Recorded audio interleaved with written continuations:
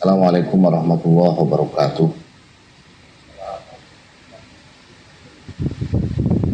Alhamdulillah pada pagi menjelang siang ini kita sama-sama bisa berkumpul kembali dalam kegiatan yang inovatif pertama baru kita alami di Ditjen Bimas Islam. Direktur JPP Pratama yang mengelola tentang KUA head to head berhadapan langsung dengan KUA. Tentu Bapak Ibu sekalian yang hadir secara virtual, kita sudah mulai terbiasa di pojok kiri atas dari paparan yang kita lihat ada aplikasi pusaka yang menjadi platform aplikasi Kementerian Agama yang ini tentunya mengingatkan kita pada salah satu program prioritas Menteri Agama pada periode sekarang, yaitu transformasi digital. Literasi kita terhadap digital sudah tidak perlu dipertanyakan lagi. Kita sudah harus betul-betul terbiasa, harus betul-betul literate terhadap berbagai fasilitas digital ini, termasuk salah satunya hari ini dari Gedung Tamrin Jakarta Pusat menyapa Bapak Ibu di seluruh penjuru tanah air. Ini sudah tidak perlu kita ragukan lagi, tidak ada bedanya sama sekali dengan pertemuan secara langsung. Bapak Ibu sekalian, tema kali ini penguatan kapasitas kelembagaan menuju KUA on next level. Saya mengubah polanya. Nah, tadi sudah disampaikan ada transformasi digital sebagai salah satu program prioritas dan kita sekarang masuk ke revitalisasi KUA juga program prioritas. Revitalisasi KUA, target akhirnya ada yang di paling bawah, yaitu menjadikan KUA pusat layanan keagamaan. Tahapannya, ini coincidentally Pak Direktur, sesinya kami diberikan 4 sesi, kebetulan yang kita sebut dengan capacity building, ini sering sekali Bapak Ibu,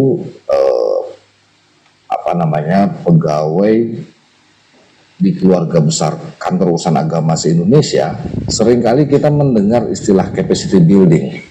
Saya tidak tahu dari mana capacity building kemudian terlalu sering digunakan, saking terlalu seringnya sampai kita tidak tahu apa maknanya. Berbagai literatur menguatkan bahwa yang disebut capacity building berada pada 4 ranah, yaitu yang pertama kapasitas fungsi, kedua organisasi, 3 SDM, yang dan terakhir adalah sistem. Nah, coincidentally sekali lagi kebetulan ada 4 sesi, jadi sesi pertama ini kita akan membahas tentang satu kapasitas kelembagaan, yaitu fungsi. Untuk kapasitas fungsi ini, tahapannya adalah mengkonsolidasikan fungsinya. Oh, ini tidak di PowerPoint ya, tapi animasinya tidak. Oh see, that's the point. Sehingga menjadi berantakan ini, ya. Karena kalau diperhatikan tampilkan begini, ya tidak lagi power. Ya, ini cuma poin yang diplekan sekaligus. Not good. Anyway. Jadi kapasitas fungsi itu yang pertama adalah mengkonsolidasikan berbagai fungsi. Bapak Ibu sekalian, pada PMA 34 tahun 2016, KUA memiliki 9 fungsi. Nah, dalam revitalisasi ini berubah menjadi 12 plus 1. 12 fungsinya plus 1 itu karena yang satunya nanti adalah layanan keagamaan dan keagamaan yang ditetapkan oleh secara khusus oleh Dirjen.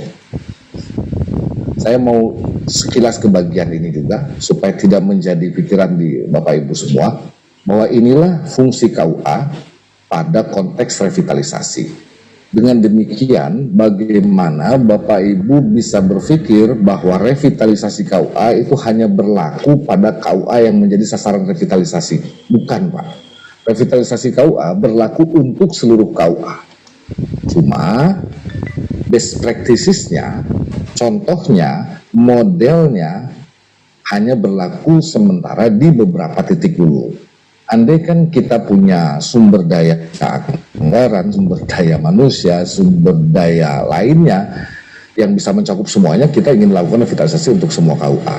Tapi so far sampai hari ini baru sekian persen saja KUA yang menjadi sasaran revitalisasi. Tetapi sekali lagi kalau melihat fungsi KUA diperluas dari 9 menjadi 13, 12 plus 1, saya sebut plus satunya yang di bawah Bapak Ibu, yaitu fungsi layanan agama dan keagamaan yang ditetapkan secara khusus oleh Dirjen Bimas, maka berarti revitalisasi KUA itu berlaku untuk seluruh KUA.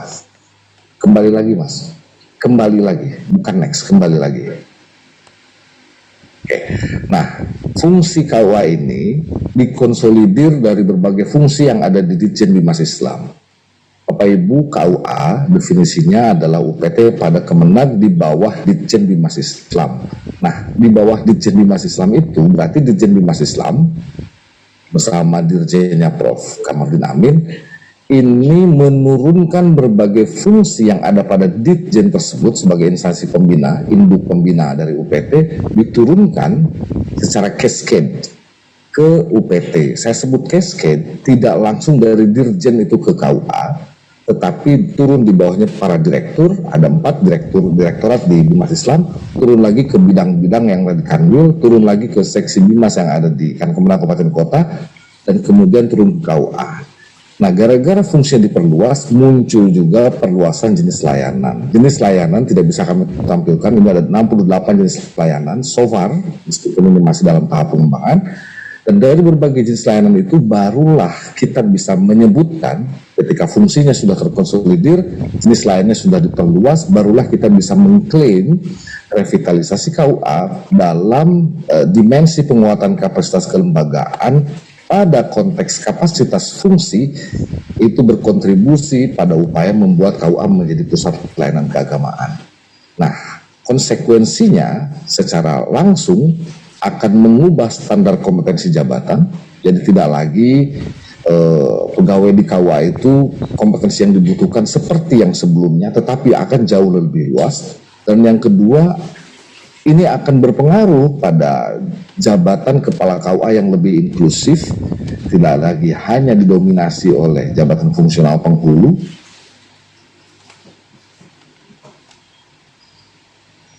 Oke, terima kasih. Dan juga tidak dan ini akan bergantung pada standar kompetensi yang dibutuhkan oleh kepala KUA sesuai dengan fungsi dan jenis layanan yang terbaru itu. Dan yang berikutnya akan berpengaruh pada kebutuhan jabatan dan juga klasifikasi kelembagaan. Ini klasifikasi kelembagaan Bapak Ibu bukan tipologi. Kalau tipologi hanya berdasarkan satu jenis layanan yaitu peristiwa nikah. Tapi klasifikasi kelembagaan itu mencakup keseluruhannya. Dan yang terakhir akan mengubah SOP, standar pelayanan publik, standar pelayanan minimal, peta proses bisnis dan seterusnya. Karena itu pertemuan pertama ini menjadi sangat penting. Kita nanti kembali ke yang pertama. Kita nanti akan membicarakan 3 kapasitas berikutnya pada sesi pertemuan yang selanjutnya akan berpengaruh pada semua capacity, baik itu kapasitas organisasi, SDM maupun sistem. Saya kira demikian ringkasnya Pak Direktur. Terima kasih. Assalamualaikum warahmatullahi wabarakatuh.